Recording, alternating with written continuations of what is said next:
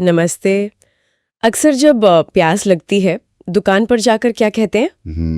भैया एक बिस्लेरी देना, है ना? हाँ। बिल्कुल मतलब ये नाम ही पानी का पर्याय बन गया है। सही कहा। और ये सोचना भी दिलचस्प है कि ये कहानी इटली से शुरू हुई थी और आज देखिए भारत में बोतल बंद पानी मतलब बिस्लेरी। तो आज हम इसी कहानी की गहराई में उतर रहे हैं। बिस्लेरी कैसे इटली से भारत आया, कैसे मार्केट लीडर बना, 60% मार्केट शेयर। और ये जो आजकल खबरें चल रही हैं हाँ, टाटा वाली कि वो शायद इसे खरीद ले। बिल्कुल। तो आज हम इसी सब पर बात करेंगे। हमारे पास जो जानकारी है वो एक काफी डिटेल्ड लेख से है। हाँ, जो बिस्लेरी के पूरे इतिहास और उनकी जो बिजनेस स्ट्रेटजीज रही हैं उस पर रोशनी डालता है। हमारा मकसद बस यही है कि समझें कि ये ब्रांड इतना बड़ा कैसे बना, क्या किया इन्होंने, क्या मुश्किलें आई, है ना? बिल्कुल, चलिए शुरू करते हैं। तो कहानी इटली की है, फेलिस बिस्लेरी। अच्छा। पर भारत में ये आया 1965 में। लाने वाले थे सेसारी रॉसी और खुशरू संटूक। ठाणे में फैक्ट्री लगाई इन्होंने। ओ, ठाणे में। लेकिन मैंने सुना है शुरू में ये आम लोगों के लिए नहीं था। नहीं, बिल्कुल नहीं। शुरुआत में तो बस मुंबई के जो बड़े लग्जरी होटल्स थे, रेस्टोरेंट्स थे, हाँ। वही मिलता था, और वो भी कांच की बोतलों में। दो तरह का आता था, एक बबली मतलब गैस वाला और एक स्टिल यानी सादा। तो मतलब काफी महंगा और एक्सक्लूसिव टाइप का मामला था। हाँ, और बिजनेस कुछ खास चल नहीं रहा था। फिर आया 1969। इसमें क्या हुआ? पार्ले ग्रुप के जयंती लाल चौहान, उन्होंने इसे खरीद लिया। पार्ले ने? कितने में? अंदाजा लगाइए, सिर्फ 4 लाख रुपए में। क्या सिर्फ 4 लाख? हाँ, आज तो ये मजाक लगता है। हाँ, लेकिन उस वक्त ये चौहान साहब की दूरदर्शिता थी शायद। उन्होंने इसमें क्या देखा? उन्होंने शायद ये समझा कि साफ पानी की जरूरत बढ़ने वाली है, और पार्ले का अपना ड्रिंक्स का नेटवर्क तो था ही। हाँ, वो तो था। Thums Up, Gold Spot. बिल्कुल। तो उस नेटवर्क का इस्तेमाल किया इसे फैलाने में। और सबसे बड़ी बात, उन्होंने इसे आम आदमी के लिए बनाया। पैकेज्ड मिनरल वाटर का कॉन्सेप्ट। अच्छा, मतलब कांच की बोतलें हटाकर प्लास्टिक में लाए होंगे। हाँ, और आम दुकानों तक पहुंचाया, कार्बोनेटेड और नॉन कार्बोनेटेड दोनों।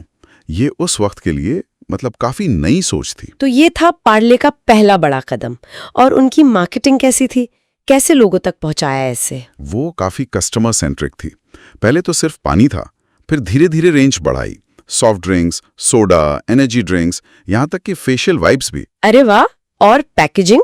पैकेजिंग भी टाइम के साथ बदली, ज्यादा अट्रैक्टिव, ज्यादा सुविधाजनक बनाई। और कीमत, वो सबसे जरूरी है आम आदमी के लिए। हाँ, कीमतें ऐसी रखी कि लोग खरीद सकें। और एक और बढ़िया चीज कि बड़ी बोतलें सस्ती कर दी, जैसे 1 लीटर 20 का तो 2 लीटर सिर्फ 30 का। ओह हाँ, ये तो है। इससे लोग ज्यादा खरीदते हैं। बिल्कुल। और प्रमोशन, टीवी एड्स, अखबार, बिलबोर्ड्स, सब। मुझे तो वो बिस्लेरीज वेरी वेरी एक्स्ट्रॉर्डनरी वाला एड याद है। हाँ, वो तो क्लासिक है। फिर एक और कैंपेन था, वन नेशन वन वाटर। उसमें क्या खास था? उसमें उन्होंने बोतलों पर रीजनल भाषाओं में लेबलिंग शुरू की। अच्छा, ये तो स्मार्ट मूव था, लोकल कनेक्ट बनाने के लिए। बिल्कुल। और फिर जब नकली माल की दिक्कत आई। हाँ, वो तो बहुत बड़ी प्रॉब्लम रही होगी। बिलेसरी, बिलसेरी, कितने नाम थे। बहुत ज्यादा। तो उससे निपटने के लिए कैंपेन चलाया, हर पानी की बोतल बिस्लेरी नहीं होती। सीधा प्योरिटी पर फोकस। हाँ, और एक और था, समझदार बिस्लेरी पीते हैं, मतलब नकली से बचो। ये नकली माल के अलावा और क्या चुनौतियां थी बिस्लेरी के सामने? अरे बहुत थी। एक तो कंपटीशन, टाटा, नेस्ले, एचयूएल जैसे बड़े प्लेयर्स आ गए। फिर वो लोकल लेवल पे जो यूज की हुई बोतलों में गंदा पानी भरकर बेच देते थे। ओह, ये तो बहुत खतरनाक है। हाँ, फिर छोटे छोटे लोकल ब्रांड्स जो कम कीमत पर बेचते थे। और घरों में वाटर प्यूरिफायर का ट्रेंड भी तो बढ़ गया। सही बात है। और सरकार के नियम भी तो होंगे प्लास्टिक वगैरह को लेकर। बिल्कुल, प्लास्टिक बैन, पैकेज्ड वाटर के स्टैंडर्ड्स, ये सब भी देखना पड़ता है। इतनी सब मुश्किलों के बाद भी आज बिस्लेरी कहाँ खड़ी है? आंकड़े तो काफी इंप्रेसिव लगते हैं। हाँ, वित्त वर्ष 23 का अनुमानित टर्नओवर था करीब 2,500 करोड़। 2,500 करोड़। और प्रॉफिट लगभग 220 करोड़। और मार्केट शेयर करीब 60%। 60%?